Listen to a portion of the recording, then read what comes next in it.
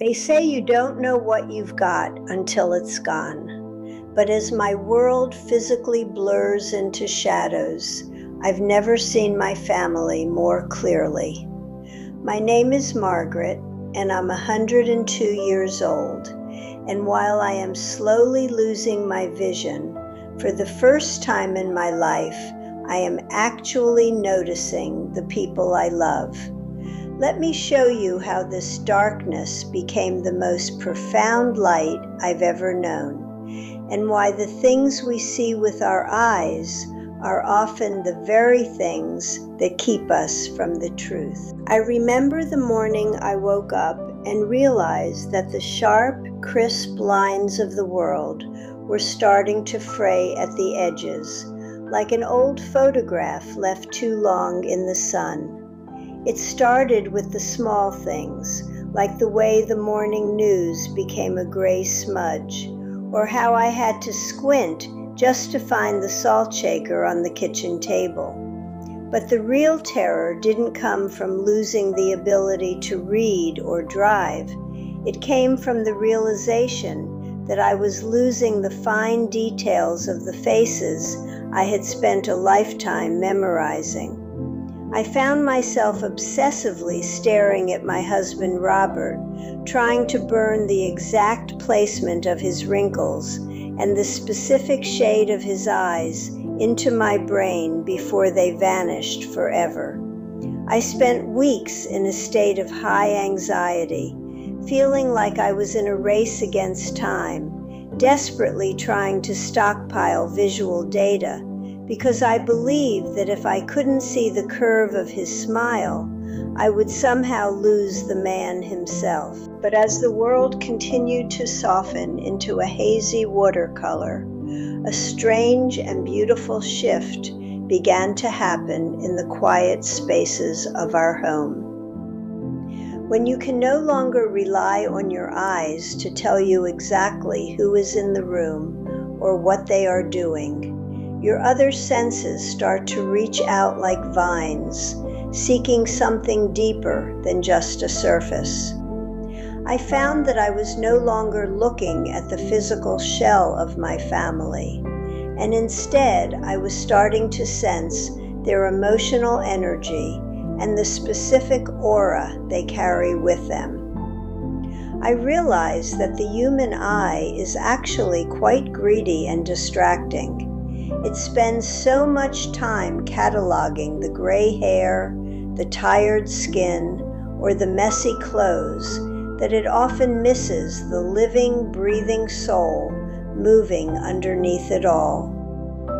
Without the distraction of the sharp lines, I began to perceive the weight of a person's presence in a way that had nothing to do with their appearance. I started to recognize my daughter Sarah long before she ever spoke a word when she came to visit. I didn't need to see the color of her coat or the expression on her face to know she was having a difficult day. I could feel the specific tension in the air as she moved through the kitchen, a kind of heavy, vibrating frequency that my eyes had always overlooked because they were too busy looking at her outfit or her hair. In the past, I would have commented on how tired she looked, focusing on the visual evidence of her stress. But now, in my blurring world, I just reached for her hand. I saw her more clearly in the darkness of my fading sight than I ever did when my vision was perfect, because I was finally paying attention to the spirit she brings into a room rather than the image she presents to the world. It occurred to me that most of us spend our entire lives looking at the people we love without ever actually seeing who they are. We treat our partners and our children like familiar landmarks in a landscape we've stopped exploring, assuming that because we know the color of their eyes or the way they walk, there is nothing left to discover. We get caught up in the visual noise, the dishes left in the sink, the way they've aged, the physical flaws that irritate us, and we use those images as a shield that prevents us from experiencing their true essence. We think that looking is the same as seeing, but looking is just a surface-level transaction. Truly seeing someone requires a shift towards sensing their emotional landscape and acknowledging the invisible threads of connection that bind you together. I spent nearly 50 years looking at Robert across the dinner table, and if you had asked me 5 years ago, I would have told you I knew every inch of him. But I was mostly just seeing a set of familiar habits and a face that had grown older alongside mine. Now, when I sit across from him, and his face is nothing more than a soft, glowing shape in the dimness, I see him in a way that takes my breath away. I see his steadiness not as a lack of movement, but as a deep, resonant hum of loyalty. I hear the way he sets his coffee cup down, and I recognize the profound kindness in that simple, rhythmic sound.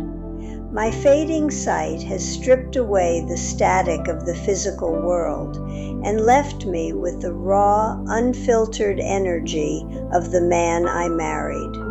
I've realized that we often use our sight to judge, to categorize, and to find fault. But when the sight goes away, all that is left is the love. We are so afraid of losing the details, but the details are rarely where the meaning lives. I used to worry that I would forget what my grandchildren looked like as they grew up, but I found that I am noticing the nuances of their characters with a clarity that used to escape me. I notice the specific rhythm of my grandson's laughter and the way it shifts when he's genuinely happy versus when he's just being polite. I notice the quiet, respectful way my granddaughter moves around my chair so she doesn't startle me. These aren't visual details, but they are the most important things about them.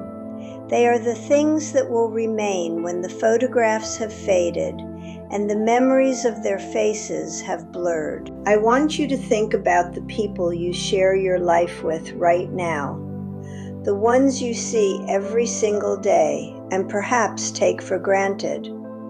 I want you to consider how much of them you are actually missing because you are too busy looking at them. We have this idea that sight is our most precious gift, and in many ways it is, but it can also be a profound veil that we drape over the people we love. We decide who they are based on the images we see, and we stop asking them who they are becoming.